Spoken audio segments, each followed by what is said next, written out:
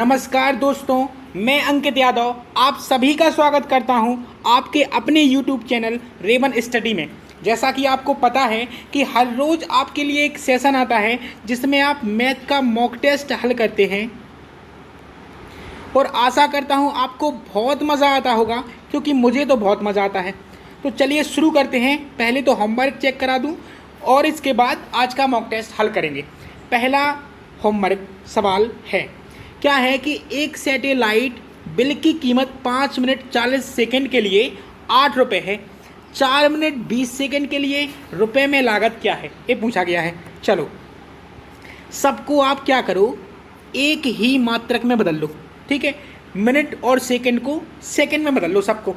तो 1 मिनट में आपको पता होना चाहिए कि 1 मिनट बराबर होता है 60 सेकंड, ठीक है। तो आप जब इनको बदलेंगे तो जब 1 मिनट में 60 सेकेंड, यहाँ लिखा है 5 मिनट, तो 5 मिनट में कितना, 5 गुणा 60, 40 सेकेंड और हैं, इसलिए 40 सेकेंड को हम क्या कर देंगे, जोड़ देंगे। कितना निकला, कितना निकला भाई, इन दोनों का करेंगे गुणा, तो 60 पंचे 340 और हैं, तो 340 सेकेंड हो गया, ठीक है। अब यहाँ से करो 1 मिनट में 60 सेकेंड, तो क्या करो कि 4 मिनट में कितना, तो 4 गुणा 60 और 20 सेकेंड और हैं, इसलिए 20 और जोड़ दिए, ठीक है। कितना निकला भाई, 60 का गुणा पहले तो 4 में होगा, तो 60 चौके 240, 20 और जोड़ दिए गए तो हो गया 260 सेकेंड। बात समझ में आ गई। अब देखो क्या करना है, चूँकि इसलिए से सवाल बहुत सरल हो जाएगा। देखो कि 340 सेकेंड के लिए लगते हैं 8 रुपये, तो 260 सेकेंड के लिए कितने, क्या करना है कि 8/340 और गुणा 260। जो निकालते हैं हमेशा उसका क्या करते हैं, गुणा। 0 से 0 कट गया, 2 से कट गया 13 बार क्योंकि 13 दूनी 26, 2 से कट गया 17 बार क्योंकि 17 दूनी 34। क्या निकला बताइए। इनका करेंगे गुणा, तो 13 अट्ठे 104, बटे में कितना 17, बस 2 भाग देंगे तो आपका आएगा 6.1 रुपये, इतना आएगा उत्तर। कौन से ऑप्शन में है, सी ऑप्शन आपका सही हो जाएगा। बात समझ में आ गई। जिसका उत्तर 6.1 रुपये था उनको बहुत बहुत बधाई, जिनका नहीं था वो देख ले, सॉल्यूशन उनके सामने है, बिल्कुल बस इसी तरह से लगाना है, ठीक है। चलो तो आज का पहला सवाल शुरू करते हैं। बोला गया है कि 28 विद्यार्थियों द्वारा प्राप्त अंकों का औसत 50 था। 8 विद्यार्थी स्कूल छोड़कर चले गए, तब शेष विद्यार्थियों द्वारा प्राप्त अंकों का औसत 5 बढ़ गया। स्कूल छोड़कर जाने वाले विद्यार्थियों द्वारा प्राप्त अंकों का औसत कितना है, ये पूछा गया है। चलो तो आप इसमें नट लगाओ। नट मतलब n मतलब संख्याएं, a मतलब औसत, t मतलब योग। तो संख्याएं कितनी हैं, पहले तो संख्याएं मतलब कुल विद्यार्थी कितने हैं, 28 हैं। औसत कितना है, 50। तो योग कैसे निकलेगा, इन दोनों का करो गुणा। औसत में संख्या का गुणा होता है तो योग निकलता है, और निकला कितना, 28 पंचे 140, 1 0। और अब बोला है कि 8 विद्यार्थी स्कूल छोड़कर चले गए। 28 थे विद्यार्थी, 8 विद्यार्थी चले गए, कितने बचे, 20। 8 चले गए ना 28 में से, तो 20 ही तो बचे। बोलता है कि प्राप्त अंकों का औसत 5 बढ़ जाता है। 5 बढ़ गया तो 50 था पहले, अब 5 बढ़ गया तो कितना हो गया औसत, 55। करो गुणा, योग निकालो, कितना आएगा, 1100, ठीक है। अब क्या करेंगे, अब देखो 28 विद्यार्थी में से जब 20 विद्यार्थी घटा देंगे तो 8 विद्यार्थी आएंगे, और ये वही विद्यार्थी हैं जो स्कूल छोड़कर जा रहे हैं, ठीक है। अब जो चीज़ अब निकल रही है ना, उसके लिए किया ये सब। देखो 1400 अंक तो थे 28 विद्यार्थियों के, और 20 विद्यार्थियों के 1100 अंक हैं। तो जो 8 छोड़कर गए हैं उनके कितने हैं, 1400 में से 1100 क्या कर दो, घटा दो, कितने आ गए, 300 आ गए। अब बोला है कि अंकों का औसत कितना होगा, औसत चाहिए। औसत बराबर होता है योग मतलब टोटल बट्टे संख्या मतलब n। तो 300 बटे कितना आ गया, 8, बराबर कितना होगा, 8 × 3 = 24, 8 सते 56 और 8 पन 40, 37.5। कौन सी ऑप्शन में? बी ऑप्शन आपका सही हो जाएगा। बात समझ में आ गई? बी ऑप्शन सही। चलो अगला प्रश्न,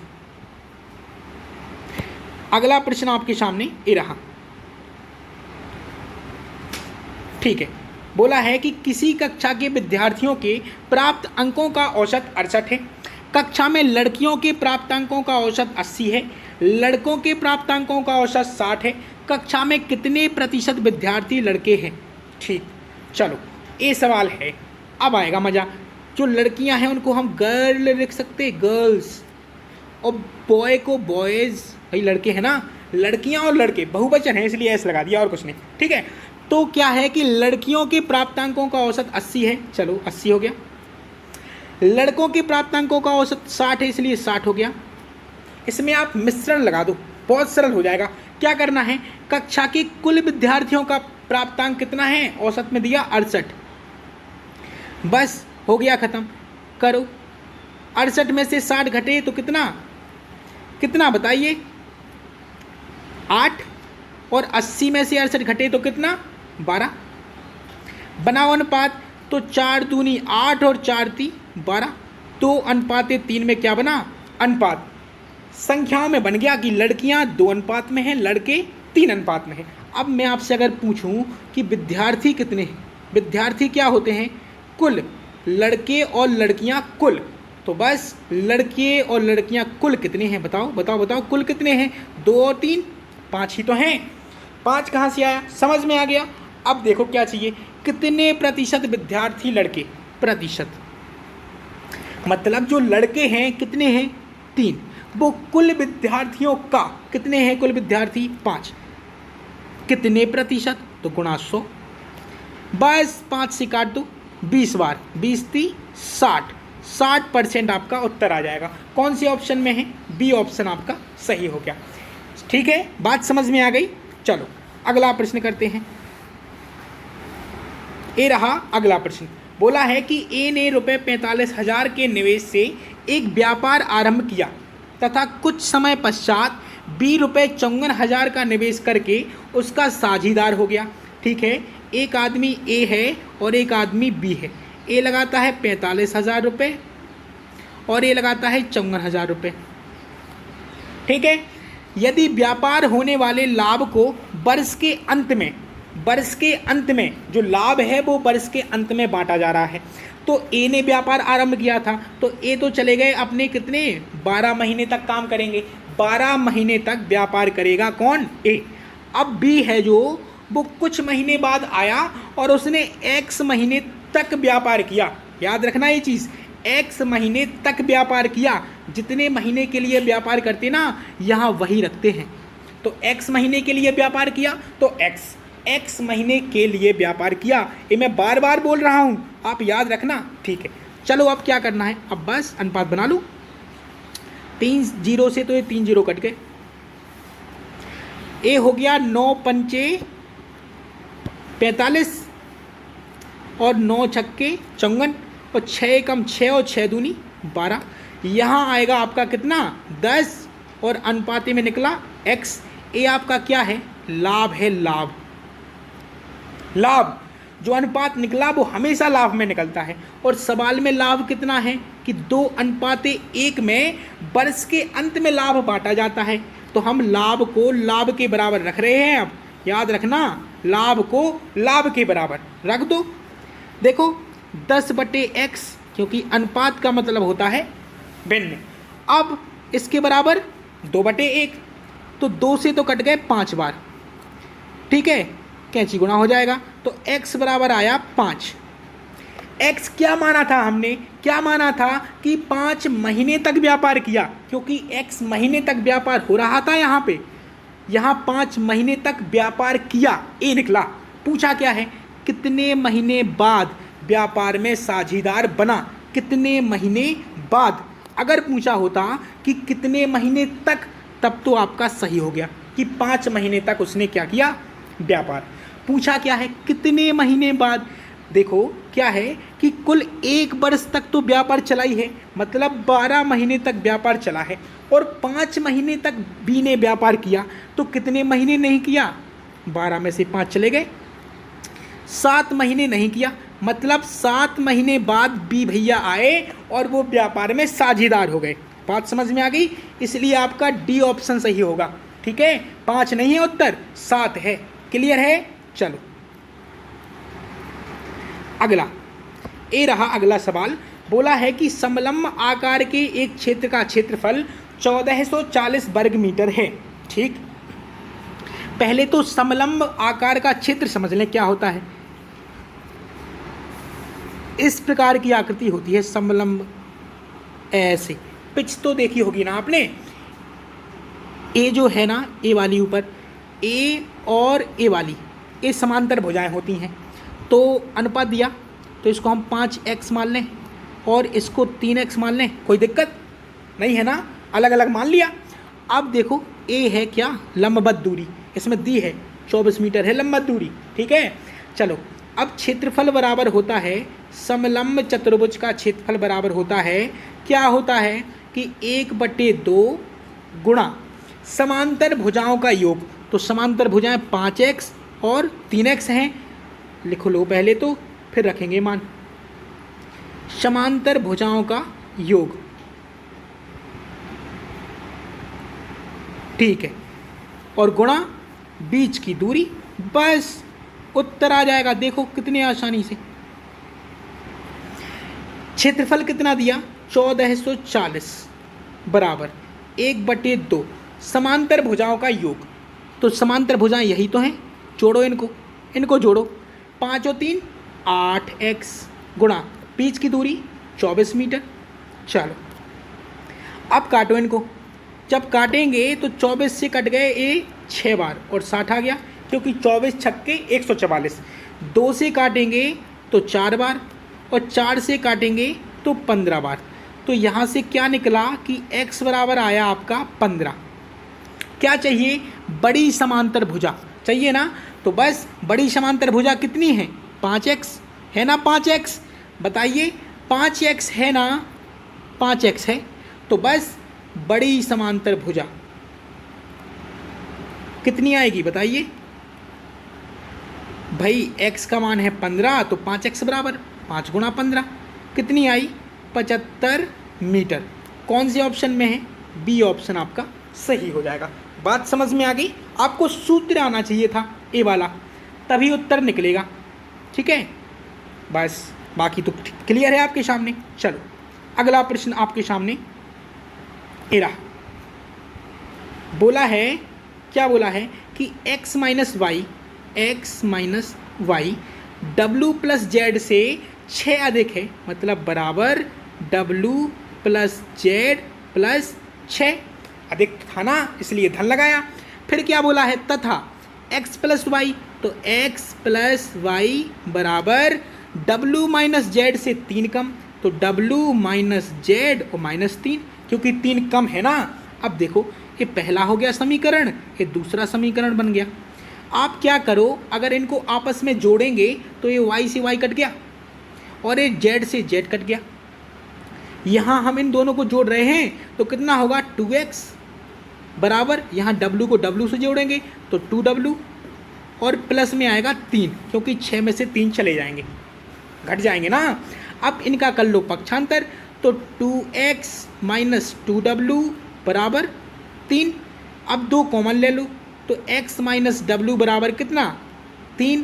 तो x माइनस डब्ल्यू बराबर आएगा 3/2 आएगा, या इसको लिख सकते हैं 1.5। कौन से ऑप्शन में है, आपका सी ऑप्शन सही हो गया। ठीक है, क्योंकि x माइनस डब्ल्यू ही पूछा था, आ गया उत्तर। ठीक है, कुछ नहीं था। चलो अगला प्रश्न ए रहा, ए है कोई प्रश्न मज़ेदार, मज़ा आएगा। चलो 12 पुरुष और 16 महिलाएं एक साथ काम करके किसी काम को 4 दिन में करती हैं, समाप्त करती हैं।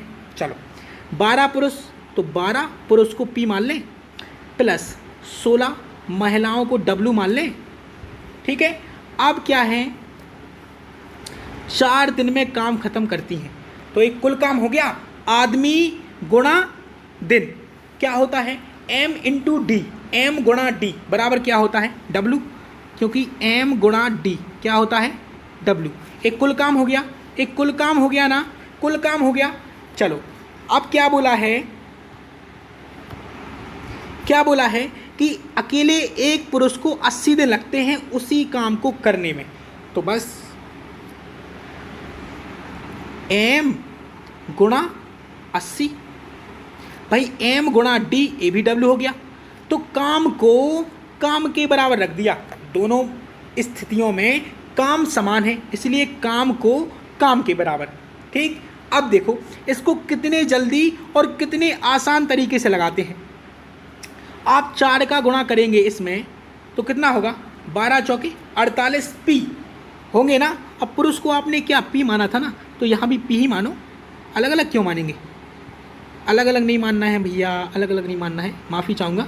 चलो तो अब क्या करेंगे, यहाँ करेंगे जब हम गुणा इनका तो 12 चौके कितना हो जाएगा 48, 48 क्या आएंगे पी, और यहाँ कितने हैं 80 पी है ना। ये 48 पी जब यहाँ पर आएंगे तो हम सीधा पक्षांतर कर दें तो यहाँ माइनस के हो जाएंगे 48 पी। बोलो हाँ या ना, बोलो हाँ या ना। अगर 4 का गुणा हम इसमें करेंगे 12 पी में तो 12 चौके 48 पी, और यहाँ बराबर के दूसरी तरफ आएंगे 48 पी, वो भी धन के, हम पक्षांतर कर देंगे तो माइनस के हो गए, माइनस के हो गए। बोलो हाँ या ना, बोलो, बात समझ में आ गई। चलो अब देखो क्या करेंगे, अब देखो देखो अब इनका कर लो तो 16 चौके 64 W। ठीक है, अब क्या होगा 64 W बराबर 80 में से 48 गए, कितने बचे 32, 32 P निकालो, यहाँ से आप निकाल लो क्या P बटे W निकालो, तो क्या होगा 64 बटे 32। ठीक है, तो P बटे W आ गया आपका 32 दूनी 64 मतलब 2 बटे 1। ए हो गई कार्य क्षमता, बस आपने कार्य क्षमता निकाल ली कि एक पुरुष की 2 और एक महिला की 1, एक कार्य क्षमता आ गई। अब क्या पूछा है, उसी काम को करने के लिए एक महिला को कितना समय लगेगा, एक महिला को कितना समय लगेगा। पहले तो आपके पास कुल काम होना चाहिए, कुल काम, कुल काम कैसे निकालोगे, देखो ये आपका कुल काम ही तो है कि नहीं। तो बस P का मान रख दो, कितना है 2 गुणा 80, 80 कितना आया 160। भाई P गुणा 80 है ना, तो P का मान यहाँ से देखो कितना दिया 2, तो 2 गुणा 80 मतलब 160। ये आपका कुल काम हो गया। अब कराना किससे है पूरा काम, एक महिला से कराना है। एक महिला को कितना समय लगेगा, चलो समय पूछ लिया, समय किसका, वो भी महिला का। तो समय के लिए कुल काम बटे एक दिन का काम, मतलब कार्य क्षमता एक महिला की कितनी है, एक ही तो है, तो बटे 1 बराबर कितने दिन 160 दिन। बताओ हो गया ना, समझाने में इतना टाइम लग गया, आप करोगे ना, बिल्कुल बिल्कुल 1 मिनट नहीं लगेगा, यकीन मानो 1 मिनट नहीं लगेगा और आप इसका उत्तर निकाल दोगे। ऐसे ही लगाओ आप, बहुत आसानी से और बहुत जल्दी हो गया। 160 सी ऑप्शन सही हो जाएगा। समझ में आ गई बात। चलो अगला प्रश्न हल करते हैं। ये रहा आपके सामने, बोला गया है कि यदि किसी भिन्न के अंश को 400% तक बढ़ा दिया जाता है और हर को 500% तक बढ़ा दिया जाता है, बहुत अच्छी बात है, तो परिणामी भिन्न 10/21 होता है। मान लो आपकी जो भिन्न है ना x/y है, मान लिया। अब देखो क्या है, 400% किसको बढ़ा रहे हैं, अंश को। जब भी वृद्धि हो रही ना और प्रतिशत में वृद्धि हो रही है, तो अगर 400% बढ़ाएंगे तो मान लो अपने आप में कोई भी चीज़ है वो 100% होती है ना। और अगर 400% बढ़ाएंगे तो 100 पे 400 बढ़ गए, कितने हो गए 100 धन 400, कितना 500, 500 बढ़ गया 500। क्या बढ़ा है, अंश। अब भिन्न में जो वृद्धि होती है वो गुणात्मक वृद्धि होती है, गुणात्मक मतलब गुणा होना है। कितने का वृद्धि हुई, कितने की है 100 पर 400% बढ़ा दो तो कितना आएगा, 100 में 400 जोड़ दो, कितना आया 500। ऐसे ही हर में भी गुणात्मक वृद्धि, क्योंकि भिन्न में गुणात्मक वृद्धि ही होती है। 500% बढ़ गया उसका हर, तो 100 था, अब 500% बढ़ गया तो कितना हो गया 600। तो बराबर कितना मान आता है भिन्न का 10/21। अब काट लो इनको, देखो 0 से तो 0 कट गए, 5 दूनी 10 कट गए, 3 दूनी 6 और 3 सत्ते 21। और क्या होगा, इन दो का गुणा हो जाएगा ऊपर। आपको x/y से कुछ भी नहीं करना है, वो ज्यों का त्यों लिख दो बराबर। ऊपर देखो 2 का गुणा हो रहा 2 से, हो रहा ना, तो 2 दूनी 4 बटे में 7 ही ओनली। तो बस x/y आपने भिन्न मानी थी, बराबर में 4/7 आ गया। इसका मतलब ये है कि आपकी जो मूल भिन्न है वो 4/7 है। तो डी ऑप्शन आपका सही हो जाएगा। बात समझ में आ गई, क्लियर है। गुणात्मक वृद्धि होती है, इसलिए आपको 100 में जोड़कर जितनी वृद्धि हो रही है उसका गुणा कर दो अंश और हर में। अगर कमी हो रही है तो 100 में से घटा देंगे, बस, और कुछ नहीं होता। चलो अगला प्रश्न, बढ़िया मजेदार, ये रहा प्रश्न अगला। ठीक है, बोला है कि 4 पुरुष 2 दिन में एक काम पूरा कर सकते हैं, उसी काम को 4 महिलाएं 4 दिन में पूरा कर सकती हैं।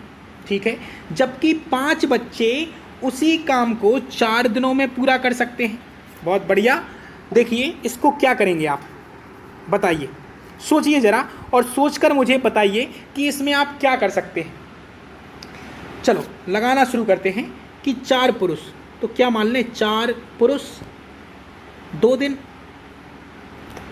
एक काम पूरा कर सकते हैं। डब्लू हो गया, काम को काम के बराबर 4 महिलाएं मतलब 4 डब्लू, गुणा कितने दिन 4 दिन में पूरा काम, मतलब ए भी डब्लू हो गया, मतलब कुल काम हो गया आपका 5 बच्चे मतलब 5C गुणा 4, ये भी पूरा काम हो गया। तो पूरे काम को पूरे काम के बराबर। अब देखो क्या है कि जब हम इनका अनुपात बनाएंगे उससे पहले जो समान है ना वो सब काट दो। देखो 4 यहाँ है, 4 यहाँ है और 4 यहाँ है, और कुछ समान है क्या, नहीं। क्या निकला, 2P बराबर 4W बराबर 5C, यही निकला। अब यहाँ से आप क्या निकालो, P अनुपाते W अनुपाते C। मतलब देखो, अगर आपने अनुपात समानुपात पढ़ा है और मैंने पढ़ाया है आपको, जिसने नहीं पढ़ा है ना वो रेवन स्टडी चैनल में प्लेलिस्ट में जाकर देख ले, बहुत अच्छे से बताया ये वाला कॉन्सेप्ट। तो क्या हो जाता है 1/2, 1/4 और 1/5 ये हो जाता। जो गुणा में है ना P, W और C के, उनका व्युत्क्रम निकाल दो, बस समझ लो हो गया। अब क्या करना है, इनका लेना है लासा। कितना आएगा 2, 4 और 5 का, 2, 4, 5 का लासा कितना आएगा बताइए आप, 20 आ जाएगा। तो 20 से प्रत्येक पद में गुणा कर दो, तो 2 इधम 20, 4 पंचे 20 और 5 चौके 20। क्या निकला 10:5:4। बस समझ लो सवाल खत्म। ये आ गया आपका अनुपात, किनका, P अनुपाते W अनुपाते C, मतलब पुरुष अनुपाते महिला अनुपाते बच्चे, 10:5:4। अब देखो क्या कर सकते हैं आप, ये आपका कुल काम है कि नहीं, बोलो बोलो, ये आपका कुल काम है कि नहीं, ये वाला है। तो पहले आप कुल काम निकालो, टोटल वर्क कितना आएगा, C दिया है यहाँ पे, तो C का मान कितना है 4। तो क्या कर सकते, 5 गुणा 4 और गुणा में 4 और थे ना, वो तो समान थे इसलिए हमने काट दिए थे, काटने थोड़ी ना है, पूरा लेना है। 5C गुणा 4, तो 5 गुणा C का मान 4 और गुणा 4 और था, तो कितना आया 5 चौका 20 चौका 80। ये है कुल काम। कराना किससे है, 2 पुरुष 4 महिलाएं और 10 बच्चे एक साथ काम करते हैं, तो कितने दिनों में ख़त्म हो जाएगा काम, समय पूछ लिया। चलो अब निकालो समय चाहिए, समय क्या चाहिए, समय चाहिए ना, समय बराबर कैसे होगा, देखो एक तो कुल काम बटे कार्य क्षमता, एक दिन का काम निकालना सभी का। तो भाई अगर एक चीज़ बताओ कि एक पुरुष की कार्य क्षमता है 10, तो 2 पुरुष की कितनी बताओ, एक पुरुष की अगर 10 है कार्य क्षमता तो 2 पुरुष की कितनी, बताओ जल्दी बताओ, 10 का गुणा कर दो 2 में, कितनी आएगी, 20। ठीक है, सब मिलके कर रहे हैं इसलिए धन। अब आप बताओ कि एक जो महिला है उसकी कार्य क्षमता है 5, तो 4 महिलाओं की कितनी, 4 महिलाओं की कितनी बताओ, एक महिला की 5 है तो 4 महिलाओं की कितनी, 5 चौके 20 धन, क्योंकि सब मिलाकर कर रहे हैं काम।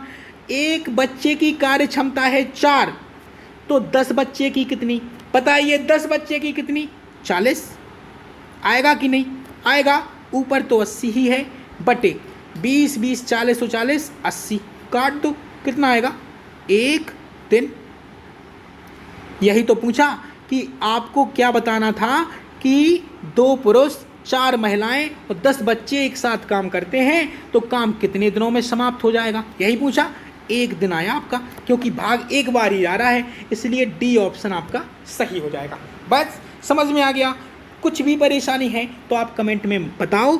आप वीडियो एक बार रोक के देख लो, अगर समझ में नहीं आता है, फिर भी नहीं आता है तो आप मुझे कमेंट करो, ठीक है, मुझे अच्छा लगेगा। चलो तो अगला प्रश्न करते हैं। ये रहा अगला प्रश्न, बोला है कि 2 प्राकृतिक संख्याओं के योगफल का उनके लघुत्तम समापवर्त के साथ अनुपात 7:12 है। ठीक है, मान लो 2 संख्याएं x और y है। ठीक है, ये 2 संख्याएं हमने मान ली अपने मन से, ठीक, थोड़ा सा अच्छा लिख दे, x और y। बोला है योगफल मतलब धन। अब लासा, अब लघुत्तम समापवर्त निकालना है, x और y पता ही नहीं है कौन सी संख्या है, तो उनका क्या कर लो, गुणनफल। लासा से मतलब यही होता है, जब संख्याएं ज्ञात ना हो तो संख्याओं का गुणनफल क्या होता है, लासा। ठीक, बराबर में कितना दिया है, 7/12 ये दिया है। अब बस अगर मैं आपसे कहूँ कि सवाल हो गया ख़त्म, तो देखो कैसे, आपको ऐसी 2 संख्याएं निकालनी हैं कि जिनका योग कितना हो, 7, और जिन 2 संख्याओं को गुणा करें तो आए 12, योग करने पर आए 7 और गुणा करने पर आए 12। तो आप सोचोगे, थोड़ी देर सोचोगे, थोड़ी सी जहमत उठाओगे तो आपको 2 अंक आ रहे होंगे आपके दिमाग में, 2 संख्याएं आ रही होंगी, कौन सी, 4 और 3। देखो इनको जोड़ेंगे तो 7 हो जाएगा, गुणा करेंगे तो 12 हो जाएगा। देखो 4 और 3 7 और 4 और 3 12। इनके अलावा कोई और ऐसी संख्या है का, बताइए, कि जिनका योग 7 हो और जिनका गुणनफल 12 हो, बताओ, इनके अलावा और कोई संख्याएं हैं क्या, नहीं, नहीं है भाई साहब, ऐसी और कोई संख्याएं हैं ही नहीं, यकीन मानिए आप। हो गया यकीन, चलो सोच भी लिया होगा आपने बहुत देर तक। अब देखो क्या करेंगे, अब बोला है कि यदि उनका महत्तम समापवर्तक कितना हो, 4, आपको HCF दिया, कितना दिया, 4। मासा का मतलब ही यही होता है कि वह संख्याओं में सम्मिलित हो। तो अगर हम सम्मिलित करना चाहेंगे तो इसमें 4 से गुणा करेंगे और इसमें 4 से गुणा करेंगे। तो जब इसमें गुणा किया तो संख्या निकली आपकी 16 और इसमें गुणा किया तो संख्या निकली आपकी 12। ये 2 अलग अलग संख्याएं हो गई। क्या पूछा, छोटी संख्या, तो ये हो गई आपकी छोटी संख्या। बताओ छोटी कौन सी है उसमें, बताओ ना, ए है छोटी, है कि नहीं, ए हो गई आपकी छोटी संख्या, बात खत्म, कुछ है ही नहीं सवाल में, आसानी से हो गया ना। चलो, ये रहा आपका होमवर्क, ठीक है। उत्तर आए तो कमेंट में ज़रूर लिख दीजिए, मैं पढ़ूंगा कमेंट, उत्तर आपको बताऊंगा कि आपका सही है कि गलत, वहीं बता दूंगा। सॉल्यूशन आपको अगली वीडियो में मिल जाएगा, ठीक है। तो आप हंसते रहिए, मुस्कुराते रहिए, घर पर रहिए, मज़े कीजिए। चलिए, जब तक के लिए नमस्कार।